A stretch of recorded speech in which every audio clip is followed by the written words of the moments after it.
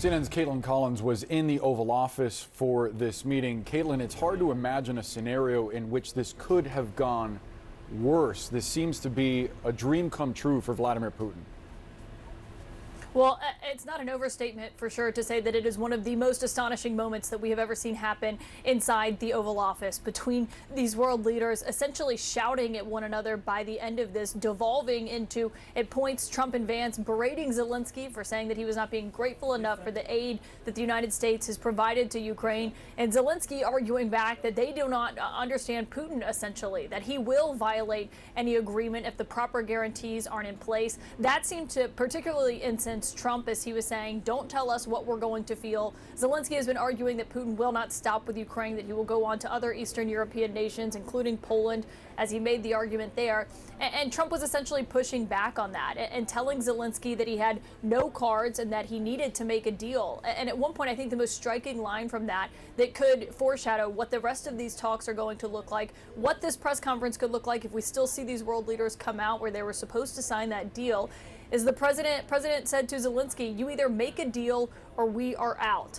Now that comes after 40 minutes before this exchange happened, where the president was talking about how he wasn't ready to make security guarantees yet. He said the United States would still send some weaponry to Ukraine. Questions going back and forth about how a deal would hold, how a minerals deal would be carried out. All of that was essentially wiped away by those last 10 minutes that were so incredibly heated there in the Oval Office, and essentially ended with Vance saying that this is not something that should be litigated in front of the press, the many press who were inside that room. Trump saying that he thought it was actually good that it was playing out. And I asked Trump as we were leaving, can the two of you still negotiate given what we just watched that left everyone else in the room silent? He told me, quote, we'll see. But just to give you a sense of how much things broke down, look at this picture of the Ukrainian ambassador to the United States. She has been the ambassador to the U.S., I should note, since 2021, since before Russia invaded Ukraine. She had her head in her hands at one point when I looked around the room and was just looking at all of the officials here. Secretary of State Rubio, Treasury Secretary Bessent, the Defense Secretary Pete Hegseth, the Commerce Secretary, they were all in the room, and the Ukrainian officials as well, watching this play out and raising real questions about what the two leaders here are going to be able to get done behind the scenes. This is the photo of the Ukrainian ambassador to the United States as they were just shouting at one another between the three of them, in an incredibly remarkable moment. Trump doesn't seem to think that the sting of Putin is going to reach the United States. He rejected the idea, emotionally rejected the idea that Zelensky was presenting, that there will be effects here in the United States, that it will be felt here. What did you think of that? This started innocently enough. The same way the French and the British leaders came and pushed back gently on Trump, Zelensky had started giving a history lesson about how Putin first seized Crimea in 2014. Trump corrected him, said 2015. He's like, no, 2014. And then explained how they had signed two different peace deals with Putin, Minsk I and Minsk II, that Germany and France also signed to guarantee. And what he was trying to do was show Trump, you know, we have tried to do diplomacy before and it hasn't worked. He was being very genteel and patient as he explained it, and it was Vance who took offense and started interjecting, and then it was Vance, as he warmed up to his subject, who then also interjected the, I haven't heard you say thank you once. It was almost like he was bawling out one of his young kids, and he warmed to his subject. And once it became that tone, Trump took that tone on and jumped into the attacks. And I don't know how you get from that back to, look, you can't trust Putin, and here's why. I can only imagine what it was like once they all went into a conference room and had to look at each other across the table. Yeah, and what did you think as you were watching this, Jeff? I mean, it's pretty shocking, but what I think really stands out to me is that this administration grossly overestimates its ability to bring about a deal. Completely agree with the point that you can't trust deals made with Russian President Putin. But I take it a step further than that and say, as long as Russian troops are advancing in the east, and they are, and he believes he's winning, you're not going to get a meaningful deal. In the sense, by meaningful, I mean like some kind of lasting peace. So I don't even think they're going to get to the point where he's violating the deal. Because he has the upper hand. So That's right. why would he proceed in that regard, you mean? Right. Yes, none of his strategic objectives about changing the government in Ukraine and really controlling the strategic direction of Ukraine, none of that has changed. And as long as he thinks he can do that by what he's doing right now, he's going to keep doing that. And the rest of the negotiations with him, that's just smoke and mirrors. And my impression is that basically Trump's national security team, people like Mike Waltz, the national security advisor, Secretary of State Marco Rubio, they're very traditionalist, they're anti-Russia, but like past Trump administration officials, they sold Trump on this deal through the lens of business, through the lens of making investments for U.S. companies possible, leveling the playing field with China, because China has 70% of the rare earth minerals, and this would give the U.S. a jump on some of that.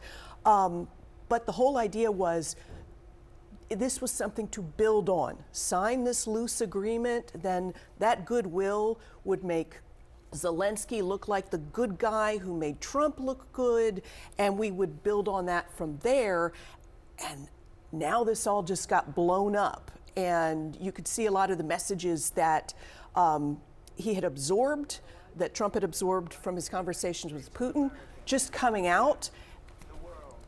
I don't know how you talk down from this. What about, Jeff, that glimmer of hope that Nick Payton Walsh alluded to, the idea that Donald Trump as a negotiator would respect someone that would hold a hard line against him, that Zelensky going in there and standing his ground, even at one point as cameras were being escorted out, smiling and giving a thumbs up for the cameras, sort of as if to show that he's not intimidated by the situation, that his country isn't on the line. Would that work to his advantage? Do you see that as a possibility? I don't, and I think that I understand that Trump likes to be up against somebody that he respects, but what you're seeing is a real shift in U.S. foreign policy. If you're stepping back for a moment, where he respects Putin, he respects Xi Jinping, China, and those are the people he wants to deal with. Anybody else is just not an equal, right? And so in some ways, the foreign policy that's emerging is actually very similar to Chinese and Russian foreign policy, in that in the world you have a couple centers of gravity where the real power is. We'll work things out amongst us, and like all the rest of the countries just need to fall in line. I won't mess with your area, you don't mess with my area, and we'll just straighten it out ourselves. And Zelensky doesn't rise to that level in Trump's eyes. Meanwhile, watch his popularity ratings back home. They're going to soar. They're at 65, they're going to be higher, and European nations who were thinking about, oh, we got to go it alone, after watching that spectacle, they're going to be like, okay, it's us in Ukraine. We cannot count on this White House. Let's talk a little bit more about that with CNN chief international anchor Christiane Amanpour. Let's talk, Christiane, about how European leaders are going to view this moment.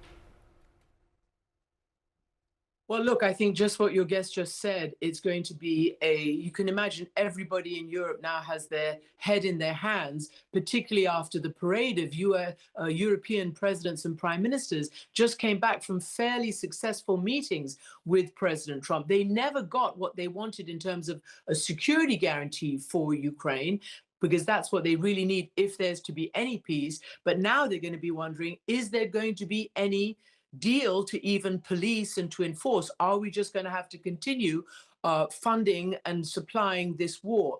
What I can tell you is the British Prime Minister has announced that he is having a summit in London this weekend. On Sunday, he's invited all the major European leaders, and President Zelensky was due to be coming back from Washington via London to take part in that summit. This was, designed to compare notes, all their trips to the White House, how to go forward.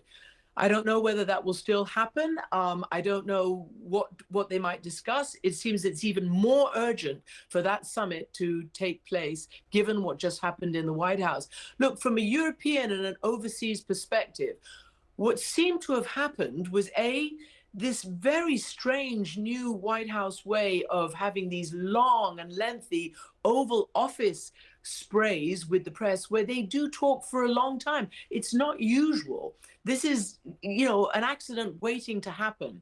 You saw the Zelensky handshake as he met with President Trump at the portico. He was incredibly tense. Zelensky's body language, very tense, knew everything that was riding on this, on this meeting. And then, as everybody said, a fairly okay meeting devolved into this really horrendous catastrophe in the last 10 minutes. And as everybody has said, launched by the intervention of the vice president. Vice President J.D. Vance, this year in Munich, basically, washed his hands of Ukraine. Last time he was in Munich at the Security Conference, basically told Europeans and Ukrainians that I don't care really much what happens to Ukraine. So there's some animosity there, as you can imagine. Untruths about Zelensky never saying thank you, and a very, twisted and tortured version of what's actually been going on during this war. But I think, as many people said, Zelensky's main aim, as he said himself, but I want to ask what the US is prepared to do going forward. And perhaps I need to ask, whose side is the Trump administration on, Ukraine's or Putin's? And I think what you saw in that meeting was much more of the United States administration, the president and the vice president, taking all the Putin talking points and being frustrated with Zelensky and using those talking points. That, in terms of a transatlantic alliance and in terms of a superpower going forward, is really the major shift that everyone overseas has been incredibly concerned about. And it also seemed to be a performance for domestic politics. What President Trump and Vice President Vance were doing, it seemed, was as much a domestic political campaign appearance as anything else. I mean, at one point you heard President Trump going back on the Russia hoax and the Hunter Biden laptop and on and on and on. There is bad blood between these two leaders from the very beginning. But again, let's not forget that it was the javelins that Trump did provide that allowed Ukraine to fend off the Russians in those early days. Very important. These weapons work. But let's also not forget that it was Trump who convinced his MAGA allies in Congress this time last year to pause the latest delivery of weapons to Ukraine. And that was a 7-month lag, which cost territory, which cost lives, and which has put Ukraine in a very bad place. But to keep hearing the President of the United States tell the Ukrainian president and the people of Ukraine who fought this much mightier army off for 3 years that they have no cards to play, that they either take a deal and make a deal or the United States is out, this is music to President Putin's eyes. Music. We're joined now by Massachusetts Congressman and a member of the Armed Services Committee, Seth Moulton. Congressman, thanks so much for being with us. First, your reaction to this deal being off, to this Oval Office meeting that we watched unfold as dramatically as it did, and to the press conference now being canceled and the future of Ukraine in question. Well, look, I've just been sitting here listening to these British guys ramble on and on about this. Let's just cut to the chase. The President of the United States is a coward who is Vladimir Putin's puppet. And the Vice President of the United States is a pogue and a coward who is Donald Trump's puppet. And so what we just witnessed was a meeting in the Oval Office between two cowardly puppets and a hero. And whether you voted for these puppets or not, just as an American, as a fellow American, it's just embarrassing that the only hero in the Oval Office, the only decent human being for that matter, is the Ukrainian. I mean, this administration is going to go down as an embarrassment to American history. Congressman, I wonder if you think that President Zelensky could have handled it differently, the way that some of his European counterparts and Emmanuel Macron and Keir Starmer did, and perhaps been more deferential to Trump and Vance. Deferential to what? Deferential to a president who allowed a deal in his first term to crumble because Putin just violated it? Deferential to a vice president who didn't even bother to visit Ukraine? I hardly know anyone in Congress who has any view on national security who hasn't been to Ukraine during this war.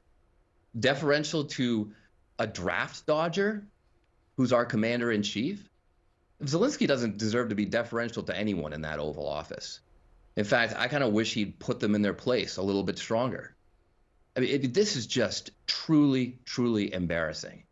And the vast majority of my Republican colleagues in Congress completely agree with me. They know the truth here. They're just too scared to say it themselves. Congressman, I do wonder how you would react to the suggestion by J.D. Vance that there was a lot of chest thumping and harsh words for Putin in the last administration, but not enough action. Do you think that the Biden administration should have provided Ukraine with stronger weapons sooner in order to prevent where we are right now? Look, I have been a fair critic of both Democrats and Republicans and a critic of some aspects of how Biden handled this war. And yes, I think that he should have given them more weapons faster. But the idea that Vance and Trump, who are literally sucking up to a dictator, who want Putin apparently to win this war, the idea that they would criticize Biden, I mean, that's, that's real rich. That's real rich. Where do you think this goes from here, Congressman? Do you think U.S. aid to Ukraine is immediately at risk? It's unquestionably at risk. I mean, everything we stand for as Americans, the very fundamental value of freedom, is at risk with what these two are doing. But the other risk that we shouldn't ignore, and J.D. Vance brought it up, is World War III. Congressman, sorry to interrupt. We want to listen in. That would happen. President Zelensky, can you tell us what happened? It was difficult to hear there. President Zelensky, as he was exiting the White House, clearly yelled at cameras, but it was hard to make out exactly what he was saying. It appears that he is in that vehicle just outside the West Wing and is set to depart the White House in moments after this explosive afternoon in which we've seen this deal between the United States and Ukraine crumble, and then a shouting match inside the Oval Office. Congressman, if you want to finish your thoughts as we await Zelensky's departure. Well, I just saying that, look, the risk that this actually could be a wider war involving NATO is real because Putin is getting emboldened by the President of the United States and by the Vice President of the United States. Because the way this becomes a wider war is for Putin to get the message that he wins, that he can go and invade sovereign countries with impunity and go do it to Eastern European NATO allies next. And that will get American troops killed, not just innocent Europeans. American troops will die if that happens. So what Trump and Vance are doing is absolutely dangerous for our national security, not just dangerous for Ukraine. Democratic Congressman Seth Moulton, we have to leave the conversation there. We appreciate you joining us. I want to go to the White House now with CNN's Jeff Zeleny, who is watching closely as this vehicle departs. Jeff, were you able to make out what Zelensky yelled to cameras? We were not able to make that out, Boris. We will go back and listen, but it was nothing extraordinary or long. But what we are seeing here now is President Zelensky leaving the White House about 2 hours and 20 minutes or so after he arrived without getting a deal and without doing a press conference with President Trump to sign the deal. You will see right here this motorcade going behind us as we speak, driving out of the north gates of the White House. What this is an extraordinary breakdown in diplomacy, the biggest break and change in foreign policy. Let's listen right there. President Zelensky, can you tell us what happened? So as you could see there, we were re-racking that tape. I could not make out what President Zelensky was saying, but now he has left the grounds of the White House, and indeed, we shall see what comes from here. He did stay in the West Wing of the White House for some minutes after President Trump said, "Come back when it's time for peace." So we do not know if there were any further discussions. We will certainly do our reporting and let you know. But this moment, this Friday afternoon, the end of a very busy week of diplomacy here, has ended and anything but that. And interestingly, right before President Zelensky came to the White House here, he met with a bipartisan group of senators, and Republican Senator Roger Wicker, the chairman of the Foreign Relations Committee, welcomed him, and he said, "We're here to show you our support." That is not how President Zelensky leaves this White House. So certainly this is a breach in foreign policy protocol, but also really showing the split inside this Republican Party, the party of Donald Trump and the party of J.D. Vance. We have not seen Vice President Vance really speak up much at all during his opening weeks of his vice presidency, but that moment in the Oval Office certainly is resonating and reverberating around the world. But now he is gone. They are breaking down the room where the press conference and deal was scheduled to be announced, and that certainly is not how even President Trump wanted this day here to end. We shall see if this is a negotiating tactic. We do not know how long President Zelensky will stay in town. President Trump clearly does still want to make a deal, but those tensions and fiery exchanges certainly have cut deep.